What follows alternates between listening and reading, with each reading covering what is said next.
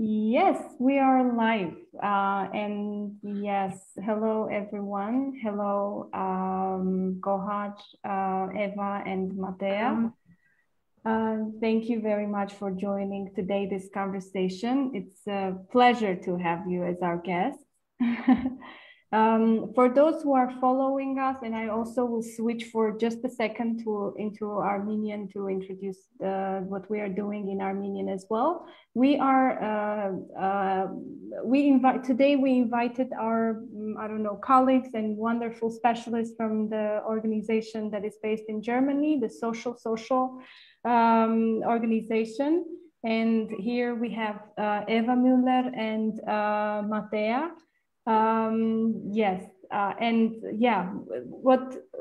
Basically our cooperation started last year, and we were working together with the women's funds from Germany and Georgia and Ukraine. We were working together on an international transnational campaign, and the materials are already available, and many interesting things are have already happened, especially that people got engaged with the campaign.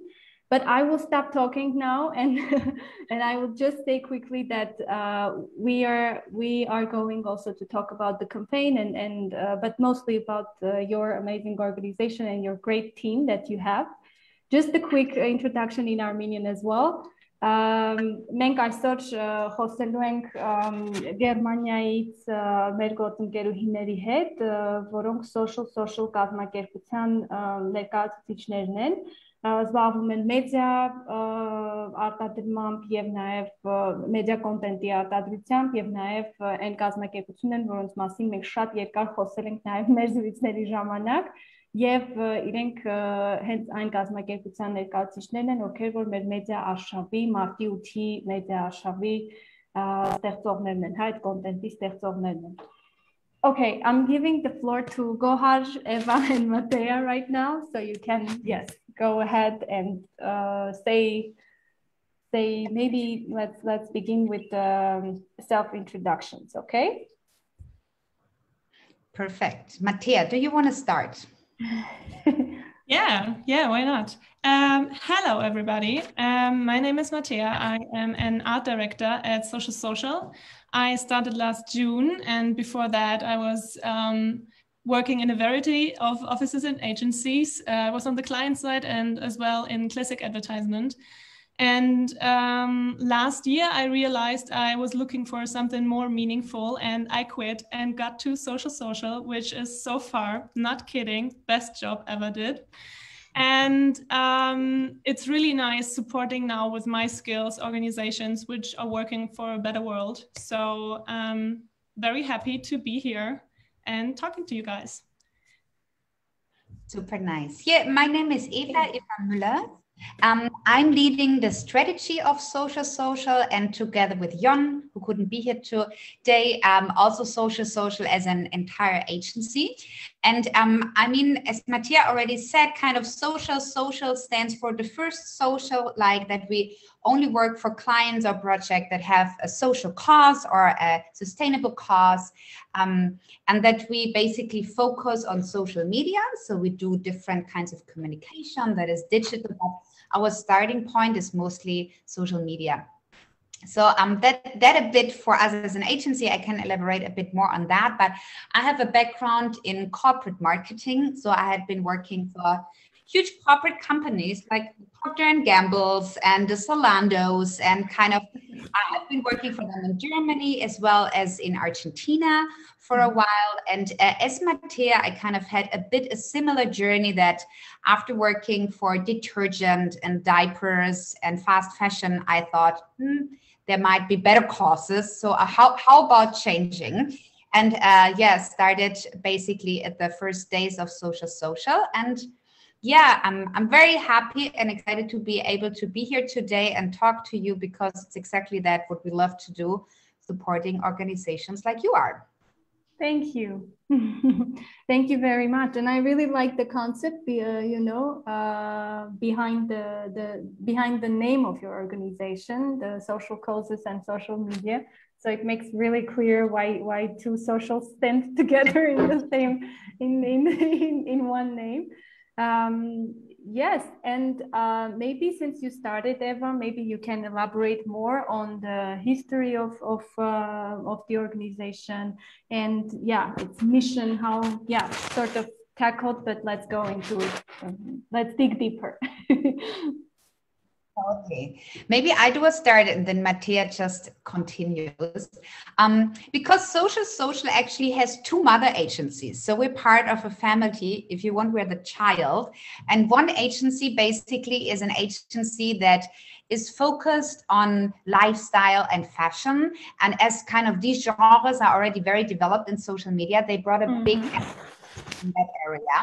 Whereas the other mother agency, it's called Studio Hoekstra, and they have been working for social clients and organizations since ever, mainly kind of on editorial and branding aspects. So and the people leading these two agencies, they're actually friends, and they were like one day like, I bring the one social, you bring the other. And if we look at social media, it's a bit weird because it's called social media. But actually, if you look on what are the brands, the organizations that have the biggest success and that you always see there, it's not the social ones. And that was actually the starting point of us, because at the very beginning, there was a study. So these two mother agencies, they said, hey, let's understand this a bit better. Like, why is social media dominated by pop and commerce, and where are all the social organizations? And so in 2018, we published a study basically analyzing 23 organizations, social NGOs in Germany, and like understanding their performance on social media. Where do they stand? What already works? Analyzing how do they talk to their target group? How do you actually create posts that are engaging? So basically focusing on Facebook and Instagram, we did an analysis understanding like, how can I as an NGO develop content and then publish it in a strategic, successful way? That was kind of the starting point. And at that point, nobody thought we would end up as an agency. But publishing the study, the response to it, the reactions from different organizations were so positive. And they were like, hey, that's exactly what we need, kind of an agency specializing in that need. How do we as social organizations can use social media better? So that was actually the starting point. And that's 1.5 years ago that we said, how about we try it? And at the beginning, we were a team of 3 people. So you see, started really little and basically made our first steps. And now 1.5 years later, we're a team of 12 people. We have just launched our second study, this time analyzing more than 50 organizations, not only NGOs, but also foundations and unions. And this time analyzing what are the social media channels I should be on, because we all know there is not only Facebook and Instagram, but there's TikTok and Snapchat and Twitch and whatsoever. So it gets a lot more complex out there. I'm sorry. I remember, well, I guess it was a couple of weeks ago when I was asking, I'm sorry, do you have an Instagram account for the organization? That's the fun part about it. We as social actually only have one social media account, which is LinkedIn, because based on our work, we know how much effort it takes to actually properly play a social media account. That so far, after existing for 1.5 years, we managed to do it on one. So there is still potential and room for us in the social media world. That's completely true. Yeah, and maybe to finish that off, so we are, as you can see, we don't only work as an agency, but we work as we always call it platform. So we do studies, we actually do talks like today. We developed a web tool that's actually available in English based on our last study, where you can click through and fill in what's your target group, what's your content, and it gives you a ranking of relevant social media channels, and that's for free. We can actually also post the link in the chat, and we have it since last week also in English. So this is kind of all the educative work, because not every organization can pay for an agency. That's very clear, and we see it as our kind of impact to also support smaller organizations. And then on the other hand, we work as an agency. developing campaigns like yours. And we did very different campaigns for very, very different and sometimes also funny, sometimes very serious causes. And I'm looking at Mattea, maybe you also want to jump in here and tell about one of the campaigns we do, maybe one you specifically loved in the last year. Can I also add another question, if it's okay, before Mattea answers? It's interesting, what are the needs of the social organizations like NGOs and funds, because you're doing this assessment among them, and it's interesting to know what are the main needs. We know our needs, for example, in our context, but it would be interesting to know what are the main requests that you're receiving from the organizations. Maybe Mattea can answer, or Adna, or you, whoever. So do you want to do it, or should I answer? You can, if you want, you can do a start and I jump in as you feel. Yeah, okay, let's do it like that. So maybe I can say it more asset-wise and you do it strategically wise. That sounds perfect. So it's very, very different. It depends on agencies, on organizations and NGOs. If we do online campaigns, sometimes it happens that we also do print stuff for them, and it develops to get huger campaigns as planned in the first place. Or we do print stuff to actually do the social media campaign, which we did for the International Justice Mission. So we printed fake money. So to give a bit of a recap, the International Justice Mission is creating awareness for modern slavery. And one of the key messages they had was that life costs 80 euros. And we had the idea to produce money for that, like fake money, this 80 euro money. Yeah. And we used that in the streets on the, what was it again? What was the day's name? Was it Modern Slavery Day? It doesn't sound right, but it was a day for... Day for human trafficking. Yeah. We used 80 euro bills So they were on the street everywhere and giving all this money, this fake money to the people. And then we were using the reactions, and we also were able to fold the money and hold it to their face. And then they were connected, and we were using that. So it's very different what we're creating. And it's really special for the organizations and for the NGOs and whatever you want to do and what is your topic. And I think one of the hugest challenges is to give the organizations an advice and to reduce what you really wanted to say and then create the perfect asset for that. It's kind of an asset and strategic answer on both sides, but I don't think that the answer is they all need Instagram posts, they all need I don't know, a Facebook story. That's not what it is. We really try to focus what is the quintessence, what is the exact thing you need, who you wanted to reach, and then after all this was clarified, we find the perfect asset and the perfect campaign tool to create the campaign. Yeah. Thank you very much. Thank you. Yeah, and it's very interesting, very creative, and very it's also very touching, I would say. It really gets you, Yeah, it is. Yeah. Sometimes like the topics we work on, like they kind of course emotionally affect you. As said, we're working a lot for this organization fighting modern slavery. So for example, on this 80 euro bills, as Mattea said, so there was 80 euro on it, as that's the average price worldwide for a slave, a person that is in slavery in the nothing. But it's at the same time, it was so eye-opening and shocking, and kind of producing that on a bill and imprinting also. We made 3 different kind of bills, and each had the face of a person, like, you know, like there's a face on bills, and on the other side had a small story about, for example, this was a guy, a little boy that was held as a slave on a fisher boat in Thailand, and you can read these kind of stories. So that's very touching. Or last year, and that was one of my favorite campaigns, actually, we had been in Turkey in October for the International Red Cross. And we were meeting refugees from Syria that are currently in Turkey, supported by an EU program, and like meeting these kind of peoples and hearing their stories and the struggle they went through. That was, of course, like very touching. And yeah.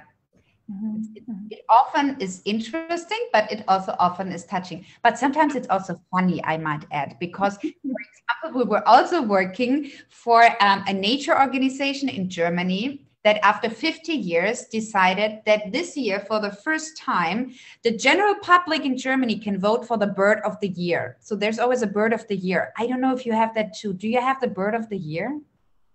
No, we're not that funny. It's a really German thing.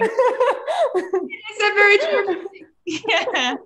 So far, basically, always a committee of old white men of this nature organization decided this is the bird of the year because it needs special protection or is in danger or whatever. And this year, for the first time, all of the Germans could vote for the bird of the year. This was a very funny project because suddenly there were little teams supporting one bird or not supporting the other bird. It was like a bird competition. That's funny. This was, for example, a very, very funny topic we had been working on. Interesting. Yeah. Very interesting. Yeah. And but it's more about personal stories, mostly. It's about this personal touch that you're giving, and I think that's what appeals, probably, you know, when you hear the story, because we use stories to a lot too, like stories of survivors of violence or just our partners in the regions that work in a very difficult situation. So it's always very interesting for people to read those stories. Like, yeah, totally. I mean, storytelling is definitely a super important part of communication, specifically in social media, as everybody knows how quickly you flip through your feed. So you need to catch people's attention. So as Mattea also said, one of the key aspects of our work, working with different organizations, is trying to reduce the messages, because every organization does this, but this needs to be considered. Yeah. Everybody believes it's the most complex topic, which might be true, but still, in order to make a proper story out of it for social media, it really needs to be reduced and condensed to what's really the key message. And then it's about charging that key message with a personal story and tell it like from different angles and involve people to bring it to life. But yeah, it's exactly kind of that mixture of simplifying, but then also making it personal. That also makes it interesting. Right, right. Eva, you are talking so captivating that I almost forgot about our other question. Thank you for being so engaged and you know, being, really, really so authentic. What I was going to also ask you is basically, yes, you're working with organizations that are working on social causes, social issues, and basically we are also working on that side of the market as well. What are the challenges? What are the challenges of working with these kinds of organizations that are working on specifically on human rights, on women's rights in this sphere? Are there specific things? I assume there are. I think right. As said, I think there are some things that are true for working with different kinds of organizations, as I said before, like reducing the message and these kind of things. But I believe there are some things that need to be considered specifically when working with the topics of human rights and feminism. Kind of, it's more sensitive topics, and they therefore also need to be treated differently. So, for example, the safety of all people that you show in the communication, we were talking about how to make stories personal and how good it is for a content to really have a personal face. And that, of course, is a different thing when it's about human rights and when you know these people could also be in danger. As an example, like we were talking about this 80-euro bills that we had been showing in the street, and that they had a face and a story behind it, but the face and the story, that was mixed. So you could not really source back persons. Face was basically, the story was a real story, but the picture was not the picture of the person to the story, but the name was also changed. Or as also said, like, this organization fighting modern slavery, the International Justice Mission, they also gave us the task to develop an Instagram account for them. Now it's really difficult when your content is kind of sex slavery, child labor, and then you want to communicate on a channel like Instagram that is so visually. And it's not appropriate with the topic to basically just blur these kind of pictures out there. So we developed a different concept where basically every time when the organization managed to free a person, they publish a blue square. So when you go through your feed and you see a blue square, you know, hey, great, they again got someone out that was in slavery.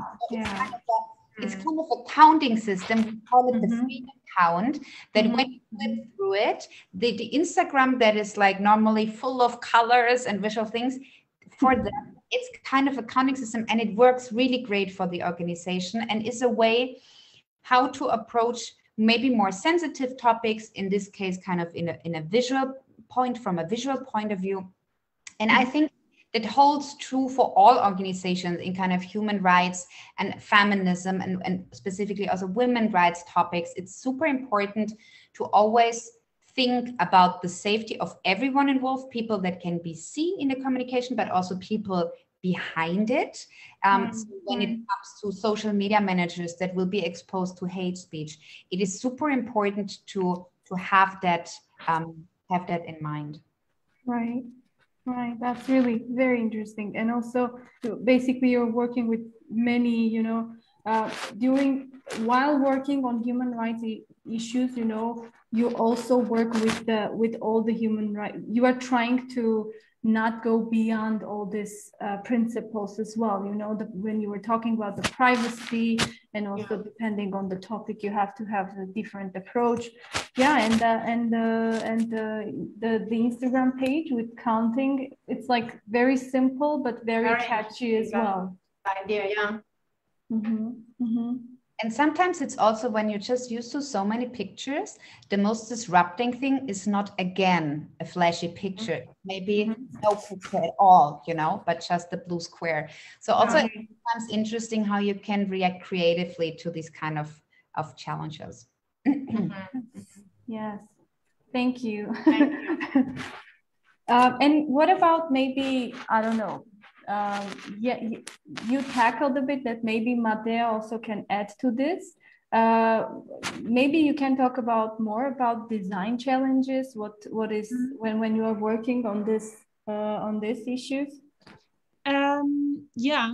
So I think I want to add something what Eva said. I think one really interesting issue with social media as such a fast medium is that you have an ever increasing discourse, which is like developing all the time and changing all the time. I mean, if we think about the Blackout Tuesday thing, where you had the call to post a black square, and one day after it, you were like, please don't do it anymore, since we are not able to find the activists' post anymore, since it was so many black squares. So I think what we also have to do is, as people who are helping organizations, to have like one eye also on this discourse, what is happening in social media, what is like with feminism as well. There's so many things changing all the time and developing to something better, but it's so fast sometimes that on the one day it is the right thing to do, and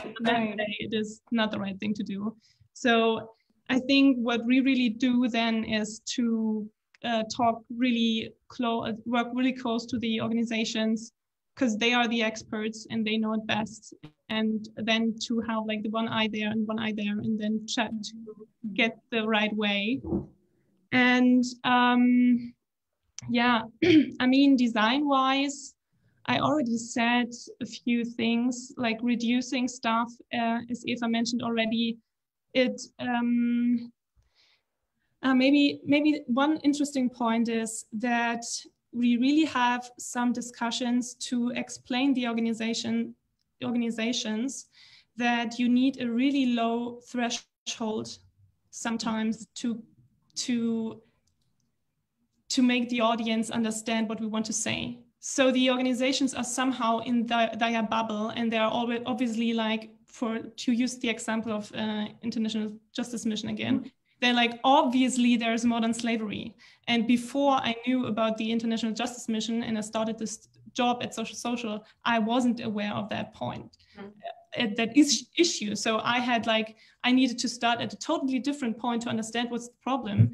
And I think this is really interesting to discuss with organizations, like, do you understand your target group, who you want to reach, and how much do you need to explain them to understand what you want to say and what you want to change?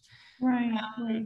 So all the time reducing the meaning, what you wanted to say, like the claim, the CTA, and as well the design. Like the best way to go to make a great design is to reduce it. There's this one, what do you say? Kill your darling. Like everything what you really, really love, reduce it, and what stays at the end is the best thing to do, since it's clear, it's easy, and understandable. Like in writing, you write something, you just write everything that comes to your mind, and then you're leaving everything behind.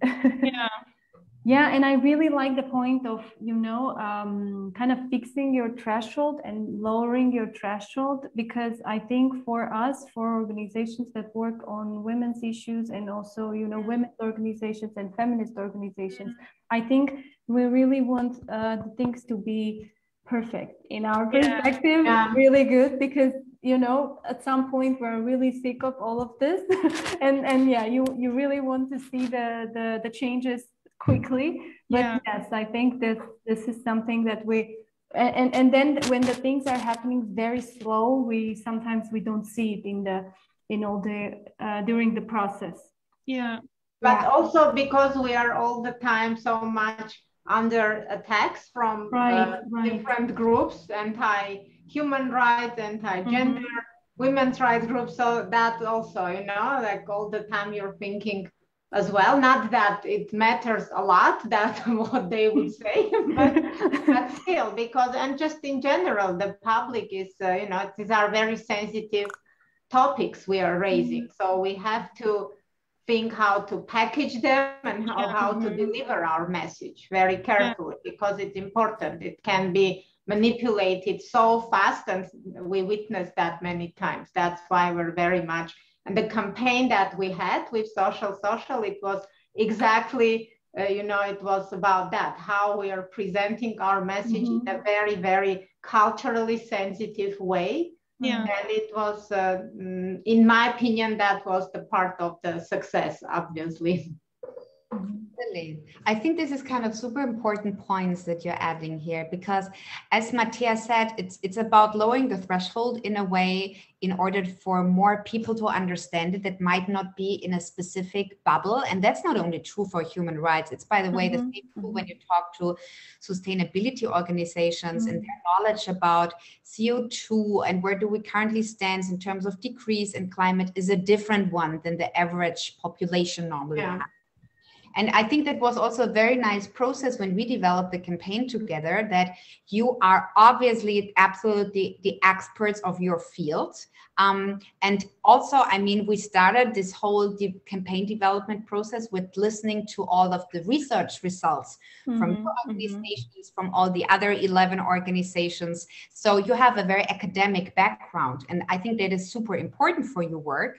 And also here it is kind of, I think we also kind of met in the middle of, on the one hand, your wish to be kind of precise with what you say, to say it in a correct way, to kind of name it precisely. But then us on the other side, bringing the expertise for the specific channel, where sometimes you can't be as precise when the message kind of gets too long and too complex, and you will lose the people on the way. So I think that's also something that makes this work very special, working with human rights, feminism organization, to kind of like, where is the middle where you meet? So the message is simple enough, but still precise enough. So narrowing that out and finding the perfect kind of sweet spot. I think that's also what makes this work so exciting. Mm-hmm. Perfect combination.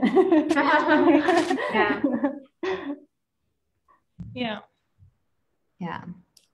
Thank you. And as Gohar said, there are many like challenges also that organizations like us are facing during, you know, everyday activities that we're doing. Mm-hmm. So there is another question that maybe we can discuss today with you too. And this is, I think this question is coming directly from my experience in, you know, collaborating with you last year, because you were really able to create this safe space, even it was on Zoom, and you know, we were all together, we didn't know each other, we didn't see each other's face. So, but there was this atmosphere that you kind of you could create for us to make us feel safe, to you know, talk about all the issues that we have, even have, I don't know, misunderstandings, and then coming back together and discussing everything together. How do you manage this? Because I know that this is really difficult. It is difficult, especially critiquing, you know, with organizations and with, you know, different, especially feminists, you know, with different perspectives, with different critical perspectives, basically, right? Yeah. Well, I think I think it was really a special situation. I also wouldn't say we have done that exactly like that before. Like 12 organizations from 4 countries. We wanted to meet originally 3 days in Armenia, and then the whole pandemic started, and we had to change our whole workshop process to go online. And we were already very excited to visit you actually on ground, I have to say. So also a bit of disappointment. No, but then now we do it online, so we're going to make the best out of it. And I think like what is true for a workshop in person also goes online. You need to plan in time. You need to plan in time for people to get to know each other. So you should not plan always to do everything as a big group, but you create for every topic, you try to create also smaller groups. So everyone has the chance to raise an opinion. You come back, you try, even when there is different opinions, you try to slowly kind of find as like a basic alignment. So what is it that you like most? Could we give points? Like you try basically via a democratic approach in the end. That takes time, as we know. Democracy is a very time-consuming approach.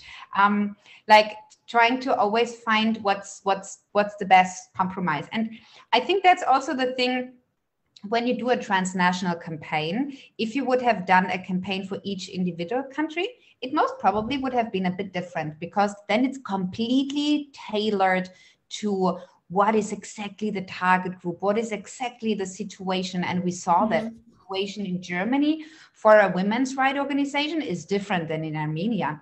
But we were looking for what is the common ground. So going through all of the strategic questions, the who is the target group? Okay, what's the common ground there? Like the what's our key message? What do we want to say? What's our objective? So do we want to activate them? Like what is kind of the what are exactly the channels, and how could we do that? And then the how, like what would be kind of create, like, I mean, Mattia and her team, they were preparing 2 different creative routes in terms of coloring, in terms of messaging, what would work.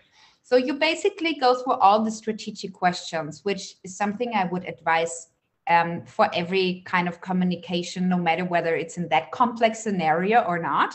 And then what makes it a bit special is that you try to find kind of the common ground. And maybe just adding here one thing, And we also should add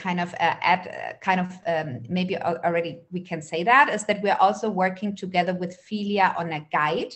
So based on the campaign we did together, we're currently developing an online guide that describes exactly these different steps, like how can you, working together remote in different countries, as an organization, as a civil rights organization, develop a campaign together.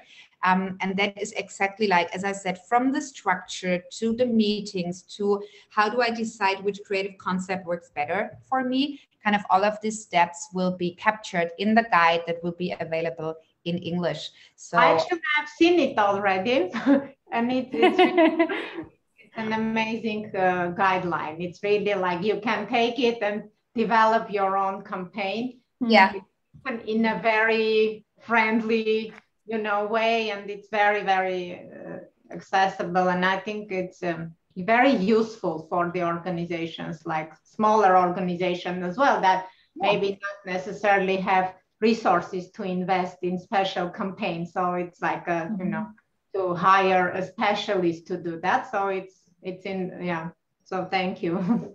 I didn't know you saw it already, because to my understanding, it's not yet online. So we're still in the... No, it's just Philia shared it with us. Nice. That's very cool. We're revealing some secrets here.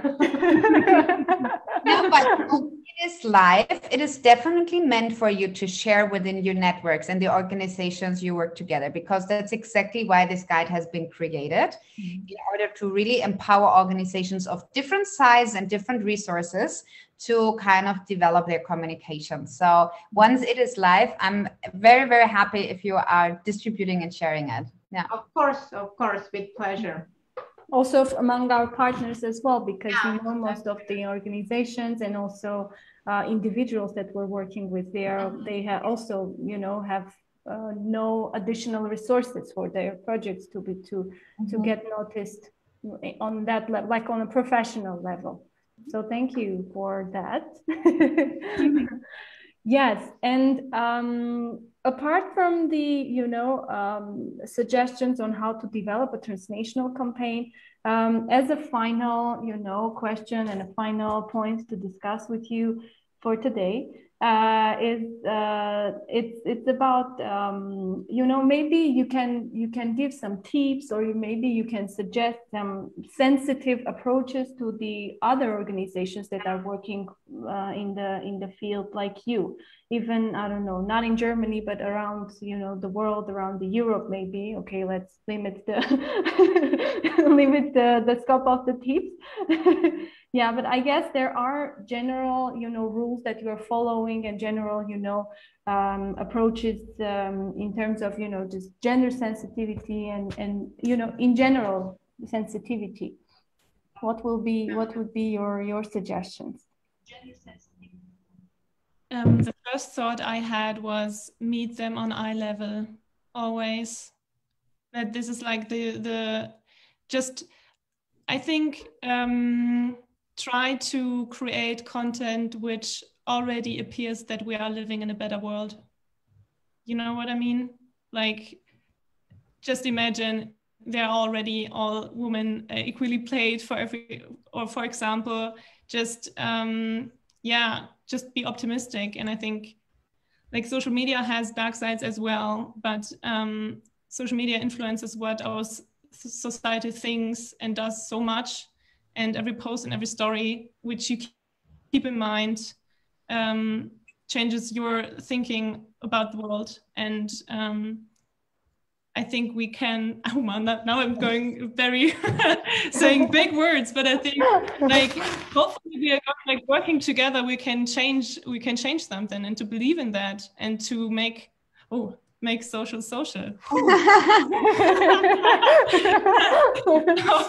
That was unplanned, but I mean, really,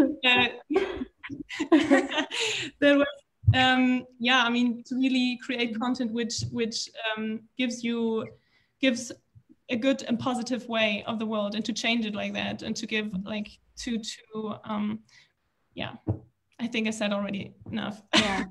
And maybe not being afraid of all the big words and big ideas, right? Yeah. Mm-hmm. Yeah. And maybe I want to add also find allies, because social media is basically a community. It's a network of so many people. And sometimes we have the feeling that, as Mattia said, the dark side can be very loud, but normally it's not so many of them. So I kind of believe that, and I honestly believe that this thinking of kind of we're 90%, and that almost works for any content or any topic, that normally there's so many people behind the right cause and behind the right thing. Just sometimes the small portion is really, really loud. And I think that should just kind of be a motivation to get more connected, to kind of activate people to raise their voices, because normally there is a majority for the side. And I think the beauty of social media is that there you can find these allies and connect them. And it's a bit of a work, but I think that would be my other tip, like kind of connect yourself, build that strong, good cause community. Yeah. Wow, thank you. That's a great advice. It is not only that they have to, like, if you see a post on social media and you think like, you don't have to do something with that. Of course, it's amazing if you engage with it and like it and comment it, whatever. But even so if you just see it and you know there are a lot of people thinking the same way, seeing that this had whatever K likes, gives you a feeling of this. This is the society I'm living in, and this is the world I'm living in. So. This helps a lot to see that there are more people with you on the same page.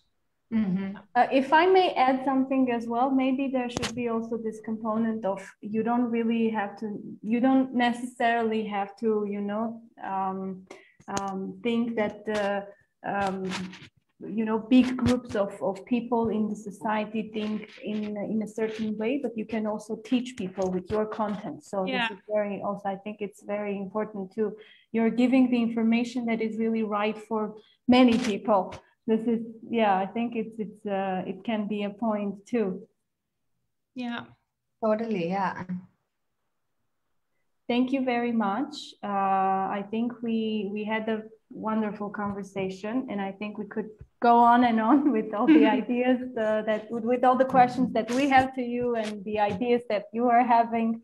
I really want to thank you for dedicating some time. We know that you are under lockdown again, and I know it's hard. Yes, but thank you very much. Thank you for not, continuing to have this bright minds and very interesting ideas and continuing to work. Thank you for. We're still waiting to post you here. We're not giving up on this idea. Right. And thank you so much for inviting us. This was super exciting. I mean, I love this whole journey that we had with you and the other organizations. That I think was so beautiful to see how everything comes together and how every organization kind of played their part. And I think also specifically for you in Armenia, I mean, that has been such a crazy last year that we met and kind of joined. And thanks again. I think maybe we have a bit of a lockdown here in Germany, but keeping a bright mind with that is quite easy compared to your situation. So I just want to say, it is amazing the work you do specifically in these kind of conditions, and it is seen out there. Yeah. Thank you. Thank you very much for being so supportive along the way. Thank you. Welcome. Thanks a lot. Very, very welcome. Yeah.